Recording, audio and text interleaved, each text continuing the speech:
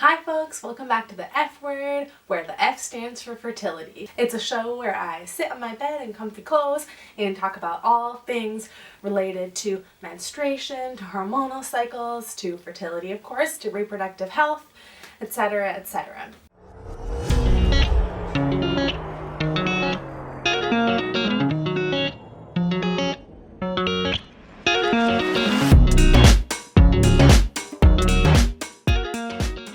Today I'd like to discuss my experiences with the Nexplanon implant birth control, because it's a doozy. I hope that you find this informative and illuminating if you are thinking about getting a birth control implant, wondering what it is or what it's like to have it inserted and removed, or maybe it'll just make you laugh if you've had your own. I will warn viewers that I'm planning on putting some more gory images and stories in this. If that's something that you can't handle watching, this might not be the right video for you. I will also warn viewers when it's about to happen in the video. First, I'll tell you, in case you don't know, what the Nexplanon birth control is. Just gotta drink my hormonal regularity supplements really quick. So, in case you don't know what Nexplanon is, it's a little 2-inch rod. It's made out of plastic and it gets inserted into your upper arm right about here. It releases the hormone progesterone. The progesterone is just a hormone that we have regularly, but with the increase of progesterone, it actually stops your ovaries from releasing an egg, and that's how it stops you from getting pregnant. The Nexplanon lasts for 3 years. And then after 3 years, you can either stop or get a new one put in. But that's like its lifespan is 3 years. Another thing about the Nexplanon is that it's highly, highly effective. That it has a 99.99% effectiveness in terms of people using it to prevent pregnancy. I had the Nexplanon for about 2.5 years from the time that I was 22 to the time I was 25. So I'm just going to tell you the whole story of why I decided to get a Nexplanon, what my experience was like on the Nexplanon, and then why I decided to remove it and what my experience was post-removal. This is not like the most fun story, as a warning, but I do think it is funny in some parts. If you haven't seen my other videos, that's okay, but I do have a video where I go through my entire experience from my first period until now with birth control, and I explain in that video that one of the reasons why I decided to use a Nexplanon is because I tried to get an IUD twice and failed twice for certain medical reasons, but after I failed the second time, my OBGYN said she would not be attempting a third time and that an IUD was not the right birth control for me. So I decided to go with Nexplanon because I knew that I wanted a birth control that wasn't a physical barrier. I didn't need to prevent STIs at this point because I was in a monogamous relationship with someone who was STI free. I also just don't like using physical barriers. That being said, I think that they're super important and should be widely available for free to anyone who needs them or who's having sex. The second reason why I decided to go the Nexplanon is because I wanted something that would just be inserted and I basically never had to think about it again until I was ready to switch it or get rid of it. I didn't like the responsibility of having to remember to take something at the exact same time every day. I didn't like the idea of something that I would have to insert myself and take out myself and change myself, like a NuvaRing. I didn't want to have something where I had to keep going back to the doctor every month or every 3 months, like the shot. I just wanted something that I could just put in there and forget about. And to me, that's what the Nexplanon seemed like the perfect solution for. So all this led me to decide to get the Nexplanon. There's a lot about Nexplanon out there on YouTube, on vlogs. Some people loved it. A lot of people hated it. The number one thing you see about Nexplanon though, on their own website and on everyone's experiences, is that it can take a while for your body to get used to the hormones. Your body becomes quite irregular for anywhere from 3 to 6 months typically. So the first step was getting the Nexplanon inserted, and that was very, very simple. What they do is they take basically like a really big syringe needle. It like shoots this little plastic rod into your arm. Getting it was super easy. It only hurt a tiny bit. What they do is they ask you which arm your dominant arm is, and they want to put it in the other one because your arm can be sore for a while. And my doctor got kind of annoyed at me because she was like, which arm is your dominant arm? And my response was, I would really like you to put this in my right arm. And she was like, which arm is your dominant arm?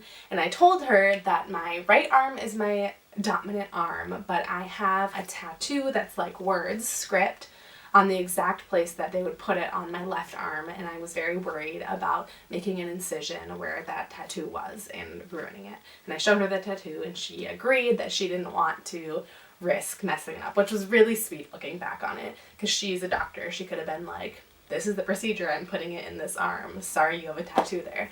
But she was like, no, you're right, we'll put it in your right arm, it should be fine. And it was. The insertion was really easy, was not very painful, and I basically went home like nothing had happened. But something had happened. I remember nothing happened for about 5 or 6 days. I felt totally normal, and then I got my period. Here's the thing though. I got my period, and it basically never ended. For about 9 to 10 months, I oscillated between heavy bleeding and spotting with no breaks in between. I would heavily bleed for 10 days, and then I would spot for 10 to 15 days, and then I would heavily bleed for 6 or 7, just over and over and over again. Through vacations, through regular life, through switching job, through everything that you know, if you have had a period, you know that on that last day, it's, for me at least, and for other people that I've talked to, I feel like on the last day you're like, yes, it's the last day. Like, this is gonna be over, and I'm gonna go back to being able to, like, not worrying about pads or tampons or menstrual cups or all of that. That just never happened for me. And it was really frustrating and annoying, like, practically, because I was like, there's no way. Like, by the time it got to, like, 5 or 6 months, I was like, I'm not gonna wear tampons anymore. I can't do it. Like, you can only stick dry cotton tubes up your vagina so many days. It's just, you get to a point where you just can't do it anymore. So then I was wearing like pads and panty liners, and they're like all going the wrong way and like slipping when you're sleeping and getting folded up and sticking to your leg, and there's blood on your leg. It was just, there was that. That was really unfortunate. But part of me was, I was just stuck in this mindset that like my body and what was happening to it was just an unsolvable mystery. And that's just how the woman's body is. And our cycles are just something that we'll never fully understand, and they're just irregular sometimes, and that's okay, and that's life, and that's how it is. In my head, I justified that as like, well, if I'm bleeding for 12 months, then that's what it said would maybe happen. But looking back on it, I should not have been okay by the time I got to month 9 or 10, still bleeding. That was the first major side effect that I had from the Nexplanon, was bleeding and bleeding and bleeding and bleeding and bleeding and bleeding and bleeding. And as you can imagine, that led to a lot of other health effects. I went through a period where I was just like so heavily exhausted every single day. I remember we went on a family vacation. It was my second ever family vacation with my husband's family, and this was before we were married. And we were staying in like this really nice cabin with all these fun amenities, and there was like a town nearby with mini golfing, and people were renting ATVs and like all this stuff. And I literally stayed like in bed or on the couch the entire vacation. I just could not get up. My sister-in-law is a nurse, and she was like asking me like, have I ever been tested for diabetes? So people were basically just like, are you okay? What's wrong with you? Looking back on it, what was wrong with me is that I bled for 10 months straight. I was probably severely anemic. I had no energy to do anything because my body was using so much energy, basically having a period for 10 months. In your cycle every month, the walls of your uterus thicken to get ready for the potential egg that has been fertilized to burrow in your uterus for you to become pregnant. If a fertilized egg doesn't make it to your uterus, then all of that lining sheds. So I don't know if my lining was like building up and shedding and building up and shedding or what, but that's a lot of energy for your body to use, and that's one of the reasons why you feel tired while you're on your period. So yeah, I was exhausted, my whole body hurt, I just was like crampy and achy all the time, and I felt horrible to the point where I thought I had diabetes. That was symptom number 2. Symptom number 3 was that or by symptom I mean side effect, number 3 was a very lowered sex drive. Just like a lot of the time had that feeling where I was just like, I don't really want you to touch me. Like sex was just kind of like bleh, bleh, bleh, bleh. Which is like obviously not fun and not always healthy for a relationship when that lasts 2.5 years, which is how long I was on it. So lowered libido was another really, for me, really big side effect of the Nexplanon. The 4th side effect was maybe the worst mood swings I've ever had in my life, where I would go from being like manically hyper happy, I would like be running around singing, being super goofy, and then like within a couple hours I would be sobbing, and then I wouldn't get out of bed for the rest of the afternoon. And that would happen like a lot. We'd get in these huge fights about like nothing, where like I would be sobbing and I would feel like he didn't understand me, and I'm sure part of it was that we didn't understand each other because it was a new relationship, but I truly believe that a lot of it was also the fact that my emotions were totally dysregulated. I felt like I had very, very little control over my emotions, and I had very low management of my emotions, to the point where I would get like so overwhelmed I would have to go home from something quite often. So those were the main side effects I had.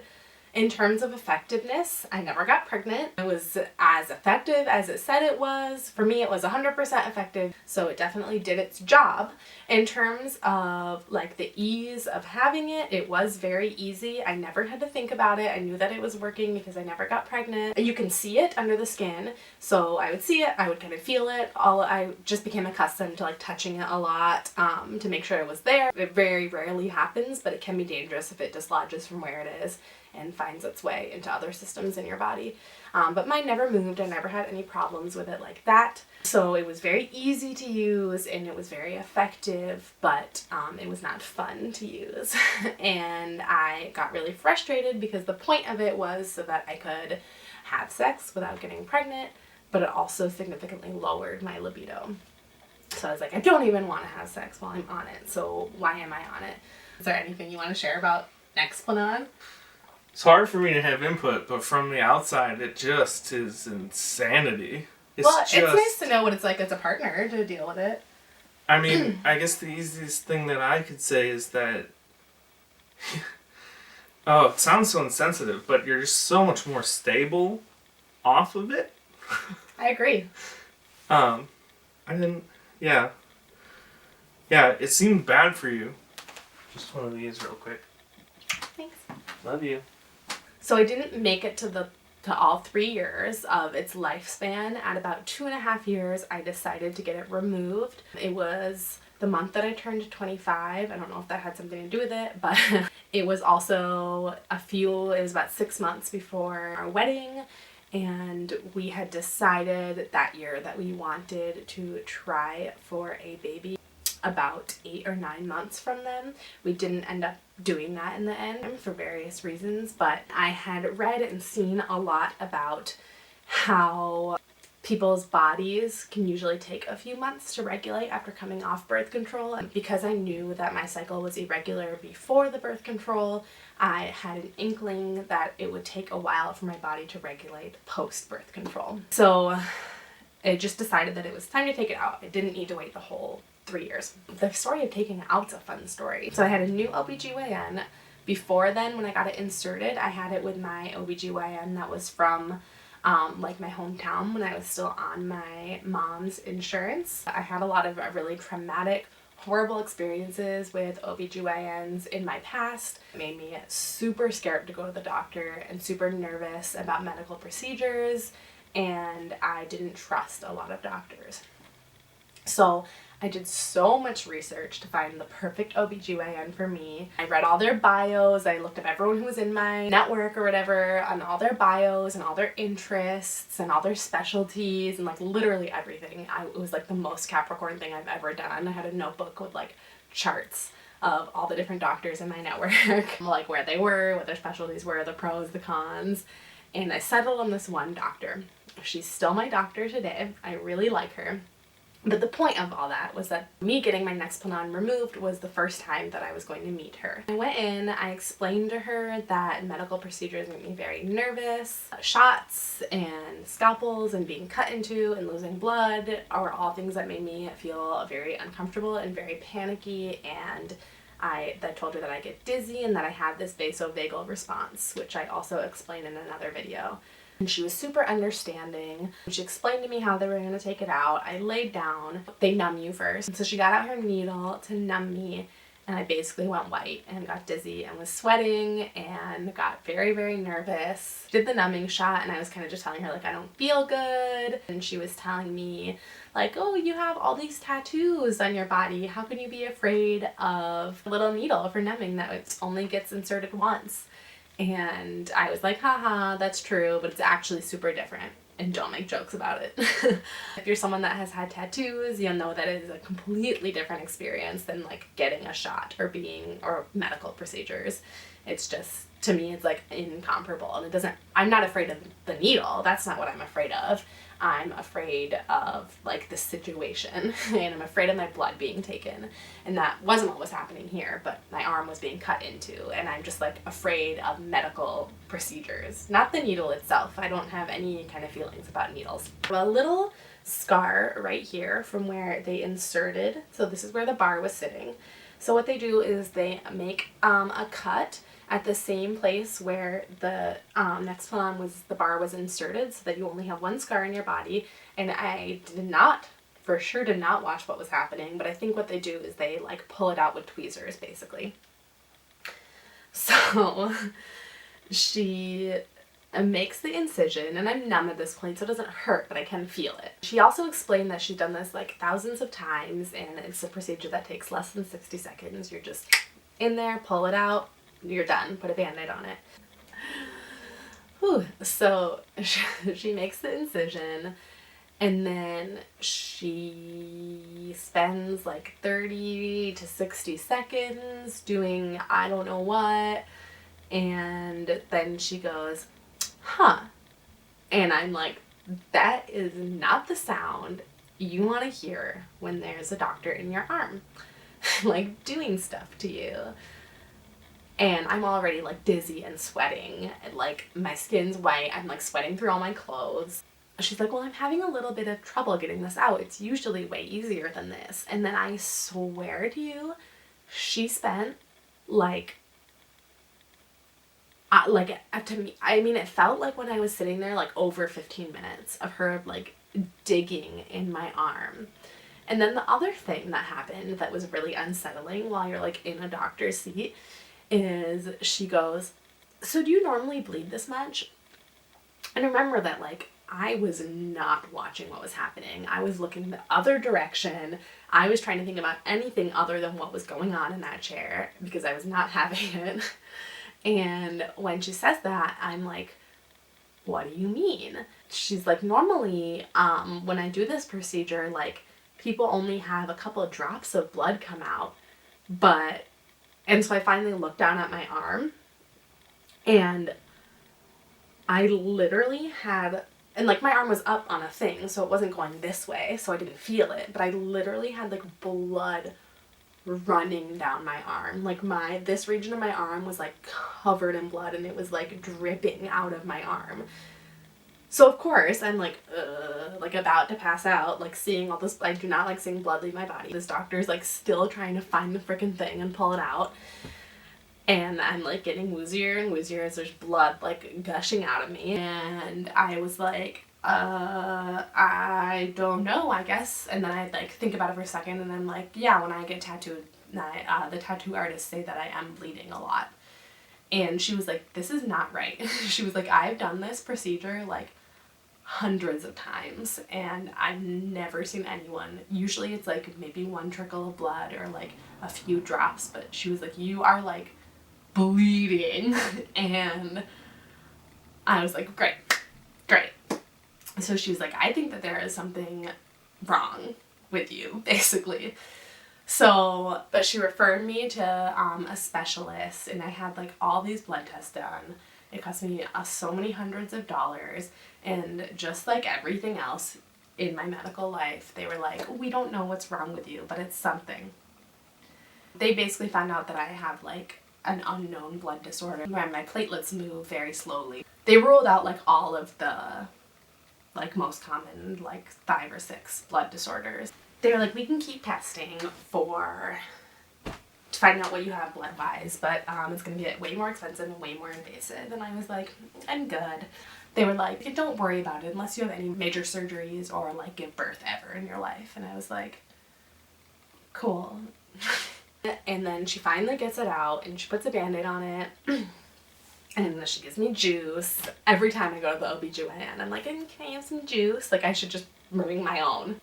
And I was sent home, basically.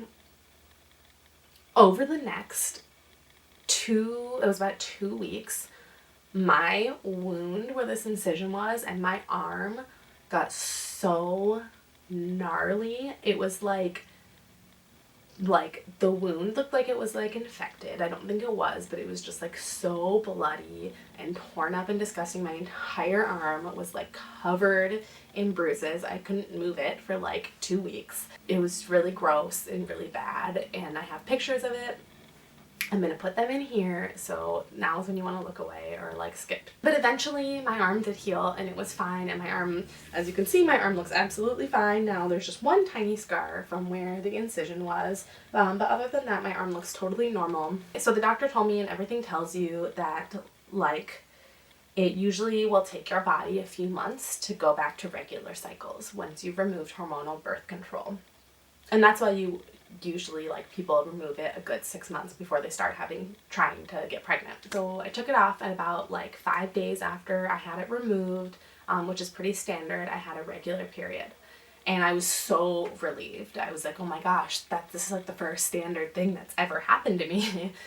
But then after that, nothing was regular.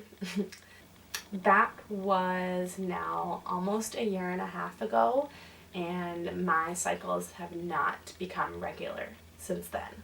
So the first like 5 or 6 months, my cycles were anywhere from like 21 days to 72 days. Now my cycles are about between like 50 and 65 days. I have had no evidence, like hard evidence, that I ovulate since removing the Nexplanon. I've taken many OPKs, which are kind of like a pregnancy test, but instead of testing for the pregnancy hormone, they test for LH, which is a hormone that surges when you're ovulating. So I've never taken a positive one. They've all been negative. That might just mean that I still haven't taken one on the right day. Because my cycles are 50 to 60 days, I can't take a test on day 14 and assume that that's the day I'm ovulating.